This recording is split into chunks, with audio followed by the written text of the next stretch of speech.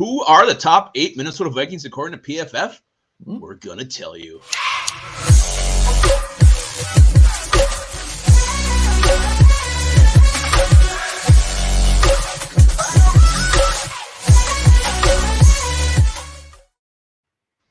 Welcome back to the Onebar and Lupagus show. I am Lupagus here with Onebar on this brisk September morning. We're going to talk about the top 8 Minnesota Vikings according to PFF. These are the top 8 Minnesota Vikings so far through 3 games, and it's a pretty interesting list. It is interesting. Before we get into that, you know what? Cheers to Coolio. Gone too soon. Very sad. Damn right, very sad. Damn right. But yes, we got 8 for the first 3 games.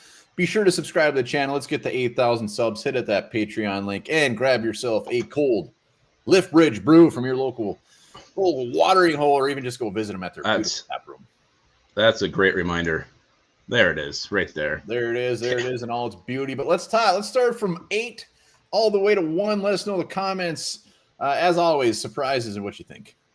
Yeah, coming in number 8 with a grade of 69.8 is our center, Garrett Bradbury. Garrett Bradbury, the 8th best Minnesota Viking through 3 games. We all knew this was going to happen. Everybody knew he was going to have a great season. And damn it, he's the 6th best ranked center in the entire NFL. Last year, he was barely the 6th best rated center on the Minnesota Vikings.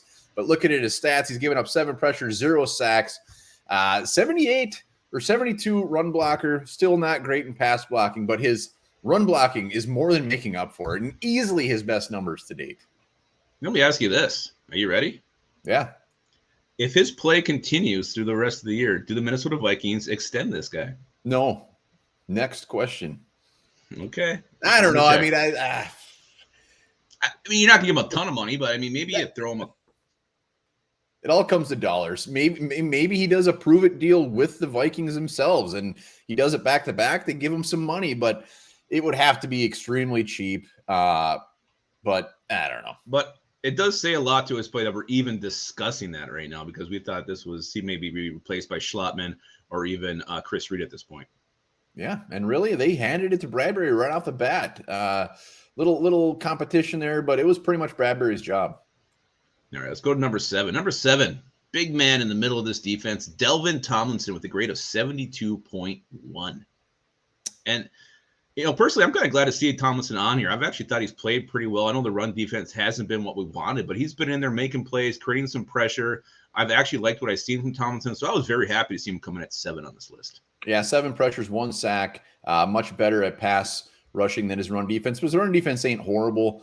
The thing with Tomlinson, and the same thing last year, is that we say like, oh, he's not doing anything. He's doing a lot of things behind the scenes. And same with these guys that we're going to see up top. We're just not seeing the value that they're bringing because the numbers aren't there. So Delvin Tomlinson's very underrated. I think he's absolutely lived up to his contract. He's always in the low 70s, so he's playing exactly like we would expect him to. Absolutely right. And coming in at number 6 with a score of 72.8, our boy, Kirk Cousins. Kirky, this is really low for Kirk, and he will bounce back. It's because of interceptions. He got 3 picks, only 5 touchdowns. He's always in the mid to even upper 80s when it comes to PFF, so I expect this number to get higher. It better, Kirk. Let's go. Let's go, boy. Well, it's because of one shitty game and actually one really shitty half in Philadelphia where he was forcing things. They just abandoned the run game. They were just lobbing it up to Jefferson. It was just, I don't know. O'Connell I think he got lazy there. He got scared, and he just kept going back to his bread and butter play. And that, affected Kirk Cousins. He was jittery. He was just throwing it up, and the Eagles made him pay. So one bad game. I think, yeah, like you said, this is going to go up, and I think it's going to go up starting this Sunday across the pond. And Kirk Cousins throws for like 6 touchdowns against these Saints. Good day. Yeah, it's got to go up. It's got to. There's no other explanation. Yeah, it can't go down. It ain't going to go down. It ain't going to go down. Let's go to number 5 with a grade of 75.5 is left tackle Christian Darrisaw. Future Hall of Fame left tackle Christian Darrisaw. Yeah, I actually thought this number would be a little bit higher. He's played pretty damn well. You look at who he's shut down, especially Aiden Hutchinson, and that guy was just nothing like when the Lions played. So Christian Darrisaw, he's had some good competition. He's holding his own, and he truly looks like a left tackle of the future, and probably one of the future, best left tackles in this league. I think that's where his ceiling is. I love it. I remember a left tackle that we got very excited about, Mr. Khalil, who had a very nice start to his career and turned out to be not great. But Why there's are you doing that? Huh? Why would you go there? I'm just saying. I mean, we got to prepare ourselves. But there's does definitely look the part. 0 sacks, 0 penalties, 5 total pressures. Pass blocking is I mean, he's been a machine, an absolute machine. Great pick. I mean, remember, we traded back for this guy. Yeah. Yeah, he's been something. He has been Suck it. Something. Okay, I will. Let's go to number 4 with the grade a little bit higher, just a hair. Something to say a pube higher than Darius Oz. We got a right tackle, Brian O'Neill, 75.9. Brian O'Neill. How much do you love this guy? I mean, he's like the quiet, I don't want to say assassin over there, but just no one really. He's starting to get a little more buzz right now because he's playing so damn well.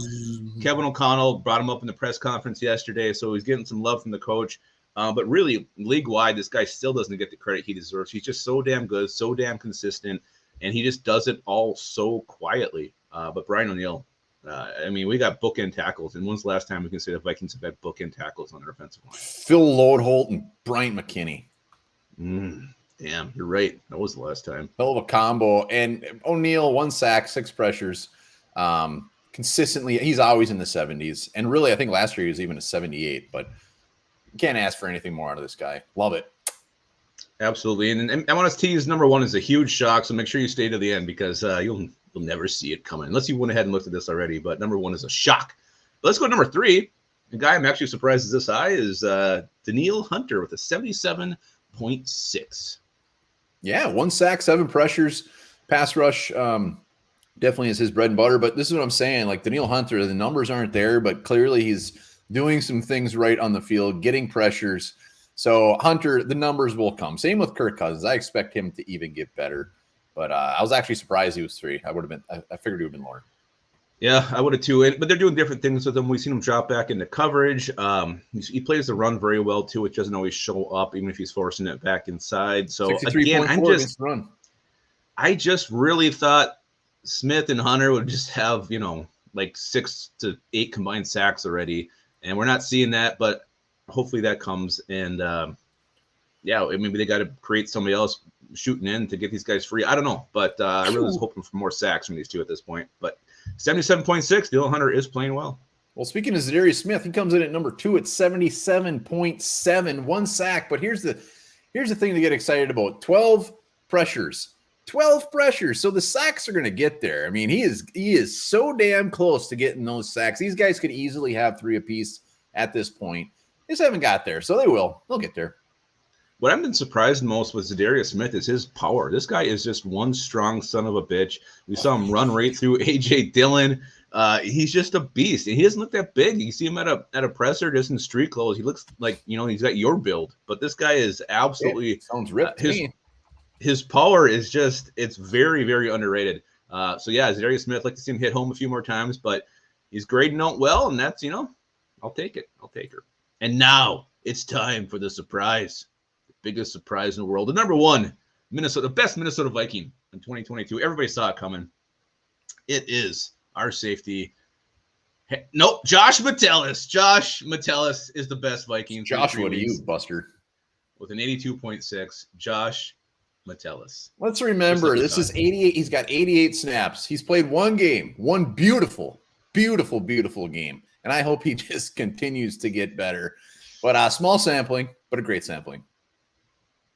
Yeah, I mean, even when the Vikings were kind of getting their ass kicked by the Lions early in that game, who was the one making the stops? Who was the one finally? It was Josh Metellus, and he always gets knocked for his pass coverage. He had some beautiful coverage in that game. He had one that he just missed. I think it ended up being a completion, but he was right there. He had the near interception, then he had an interception late. Yeah, then he had the interception late to seal the deal after he dropped the game-winning interception. Josh Metellus was asked to step up and start for Harrison Smith, and he went above and beyond his duty, and he is the best damn Viking right now on this team. As coverage number 77.8, hot damn, love it, underdog story, 6th-round pick. We have not been a huge fan of him, but damn it, we are now. We love him more than anything in the world. What's your favorite Coolio song all time? Well, it's Gangsta Paradise. Yeah, really? I mean, it's the easy one. I'm gonna see you when we get there. I'll see you when we get there. I hope that was playing when he went to heaven yesterday. All right, those are our top PFF Vikings. Who got snubbed? Who should have been in it? Pretty good list. Healthy, thick. Yeah, and definitely some surprises. So we'll see, maybe the next 3 weeks how this thing changes. I'm excited to see. I think Cousins is going to shoot way the hell up. And we'll probably see one of our receivers creep up there too, I'm guessing. And probably Johnny Munt. Yeah, no Justin Jefferson. That's very surprising. Old Munsky should definitely be in there. We'll see him by midseason. No doubt. We will. And we're waiting for that to happen. Remember this, a collection of boomerangs was found in King Tut's tomb. Whoa.